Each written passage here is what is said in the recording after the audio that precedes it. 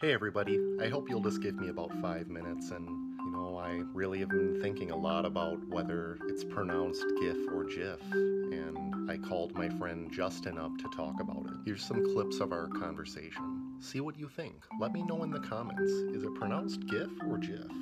Yeah, so people totally have been talking about, is it GIF or JIF? And I always felt like it was GIF. I thought because of the word graphics, hard G and soft Hard G is the G, soft G is the J. So Steve Wilhite, in June 1987, releases the Graphics Interchange Format, or GIF, while working for CompuServe. He called it a GIF with a soft G. Choosy developers, he reportedly said, choose JIF. This was, of course, a play on the peanut butter brand JIF's line, choosy mothers choose JIF. Wow. So, as musicians, I think this kind of, it's a relevant conversation for us to have, because as musicians, our job when we play a piece that's composed is to try to realize that piece exactly how it's supposed to be, or hopefully as close to how the composer imagined it as possible. So if Steve Wilhite released the Graphics Interchange Format, or GIF, and called it a GIF, I think that's our source material right there. It's true. I feel like I just wanted to make the pun with give. That's basically what inspired it. So kind of interesting how visually I always thought it was GIF. Me too. Almost just because it's visually, and I see November 12. Got a long lapse in history, like 18 years go by of this debate. Yeah. Most people seem to prefer saying it differently back in '94. So after that 18-year of debate, GIF is selected as the Oxford Dictionary's USA Word of the Year in 2012. And then the dictionary said GIF may be pronounced with either a soft G or a hard G. As in graphic. It says it right there. If I'm a composer and write something and someone has a different interpretation, I'm actually really welcoming with that. If you unless it's wrong. Yeah, unsubscribe.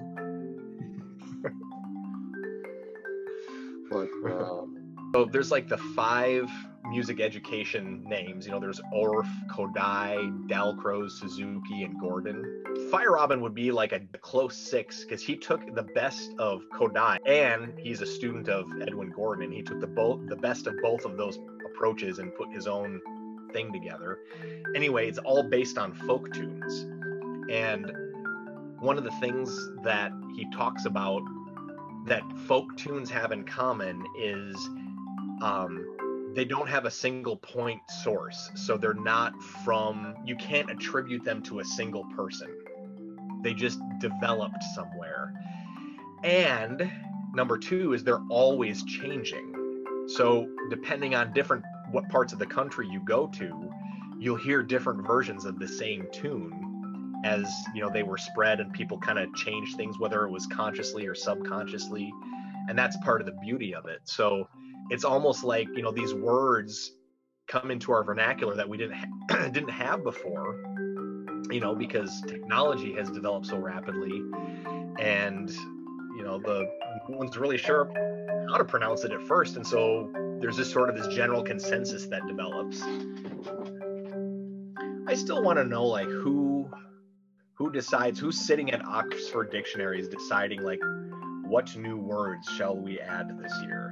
Do they have like a board of people that debate it, like we're trying to sort of debate informally right now, where they say, well, I've heard that everybody calls it JIF, and then someone else says, well, choosy developers choose JIF.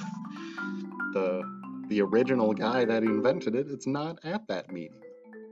Yeah, exactly. I bet you $10,000 he wasn't at that meeting. What happened in April 2013?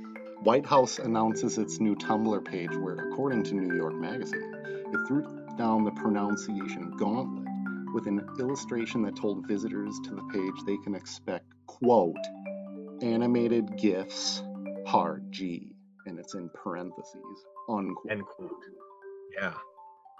This was the same year that we got Giphy, a GIF database that people could search for the GIFs that they wanted. I think Obama was kind of overstepping his bounds by telling us as the American people how we're supposed to pronounce GIF. I mean, yeah, it's like, okay, Mr. Obama. Steve Wilhite receives a Lifetime Achievement Award at the Webby Awards and used his platform to make his declaration. Quote, it's pronounced GIF, not GIF, end quote. Oh, and then, quote, the Oxford English Dictionary accepts both pronunciations, unquote. Wilhoit told the New York Times. He goes on to say, they are wrong. It is a soft G pronounced GIF. End of story, end quote. But the article goes on to say, but it's not so simple. People on the internet disagree with him. Gizmodo declared him wrong. Twitter filled people expressing their disagreement. Posted one. Graphics interchange format. Graphics, not graphics. Hashtag GIF. RG. Hashtag. Pretty impassioned about that. In that same month still, J.M. Smucker Company, which owns GIF, agreed that it's pronounced GIF. Well, of course they would. They're going to get that publicity. June 2014, a survey of more than 1,000 Americans were asked whether they pronounce GIF as GIF or gift, and gift handily beat GIF nearly 54 to 41. It was conduced by eBay deals and a digital marketing agency. August 2014, designer Aaron Bazinet launches a website and he wants hard G pronunciation. It's the most natural, logical way to pronounce it. That's why when everybody comes across the word for the first time, they use a hard G. That sounds like my argument. Let's see. Mental Floss wades into the debate with the help of a linguistics professor for a comprehensive analysis, ultimately deciding that both sides are correct and that the G in GIF really can go either way. I kind of feel like that's a cop-out. A little bit. It's like, give me 5 or give me nothing. It's not give me 2.5. And Right. it's give me. So in that same sense, I am making a decision. Everybody, it's a hard G. I use GIF. And then we have July 2016, Newsweek declares it GIF with a hard G and has a linguistics professor to back them up.